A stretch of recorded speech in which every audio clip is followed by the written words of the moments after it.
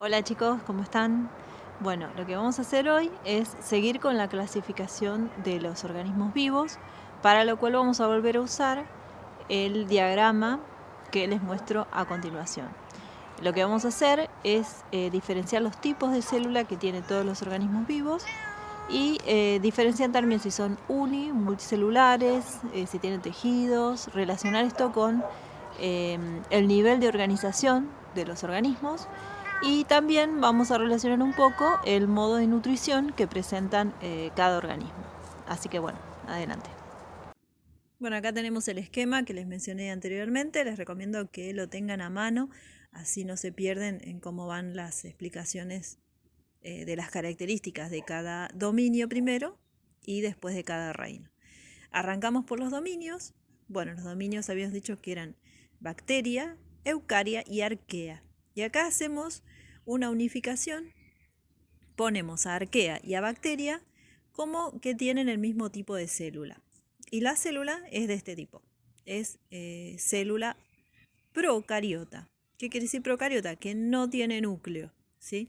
La estructura de este tipo de célula es una pared, una membrana, una pared o cápsula, y adentro tienen el material genético suelto, circular, y tienen las organelas sueltas dentro del citoplasma también.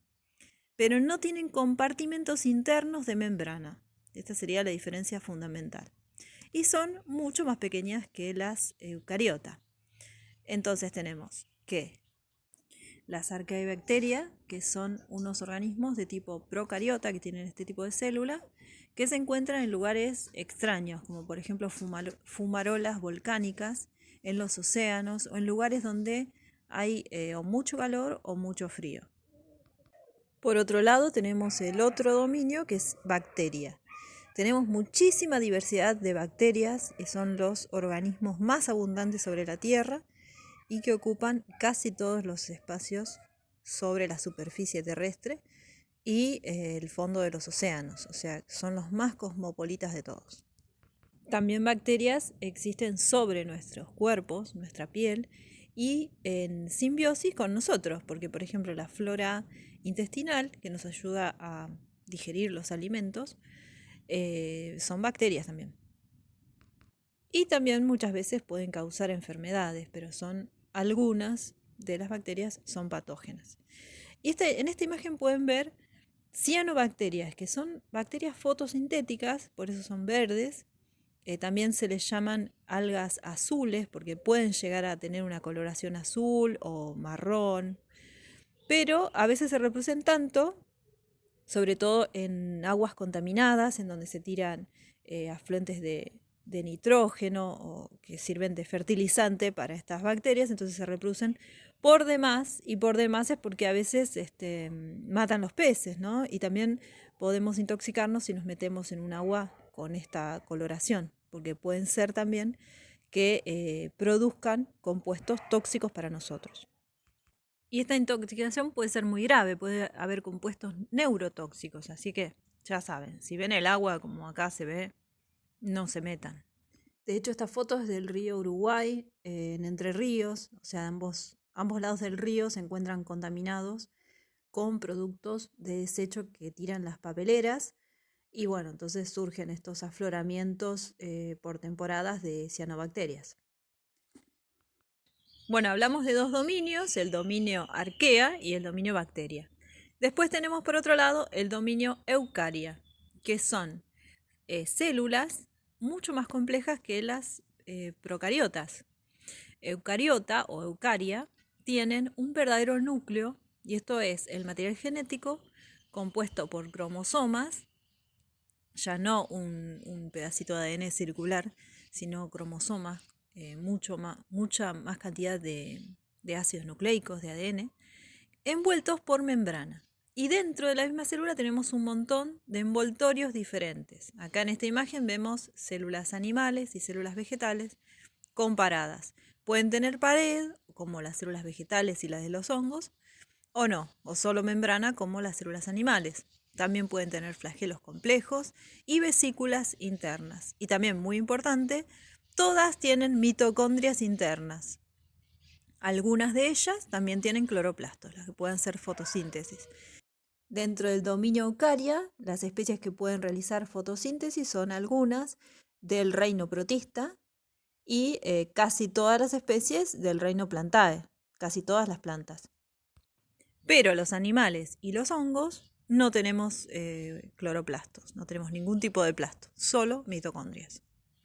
En esta imagen vemos una hifa de hongo y también vemos que están compuestos por células con núcleo, por células eucariotas, que proliferan por las superficies en descomposición.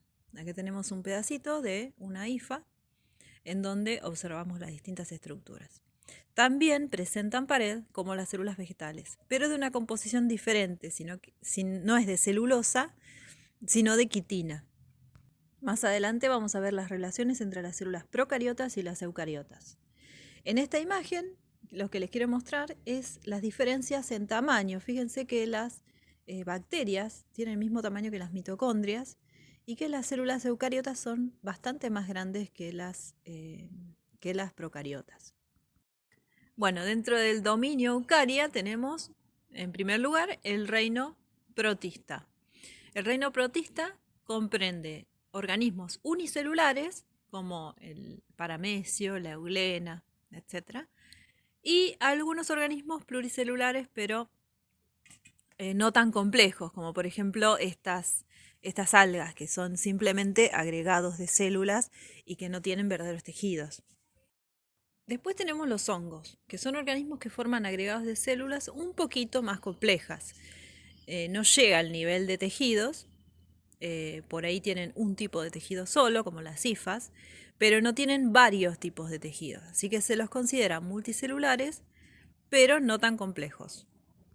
Los hongos pueden ser organismos de vida libre, como estos que se ven acá, o también se pueden encontrar patógenos, por ejemplo, el deuteromicete que causa el pie de atleta, o algunos otros hongos que también viven en simbiosis con nosotros y que no nos causan enfermedades, sino que por el contrario nos protegen de la presencia de otros organismos patógenos.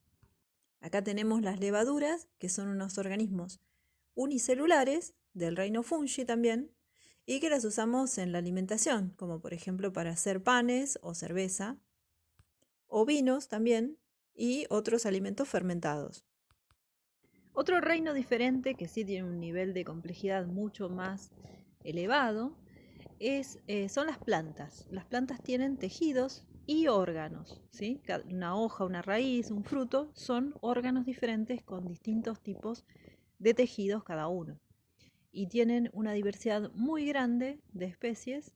Imaginen, la diversidad es tan grande que desde un musgo hasta una secuoya o un pino gigantesco, pasando por todas las plantas herbáceas, los arbustos, las plantas epífitas, etc.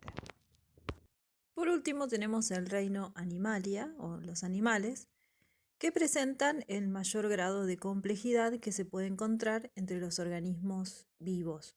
Esto es que presentan no solo tejidos, sino órganos y a su vez sistemas de órganos que hacen a una complejidad bastante grande. Los animales somos todos organismos multicelulares, aunque hay algunos que tienen pocas células, como algunos gusanos nemertinos, por ejemplo, que se encuentran en la tierra, en el agua. Y tenemos todos la característica de que somos consumidores, es decir, que no realizamos fotosíntesis y no tenemos cloroplastos. Así que tenemos que sí o sí consumir materia orgánica de otros organismos. Bueno, espero que les hayan gustado las imágenes. Nos vemos en la siguiente clase. Un beso.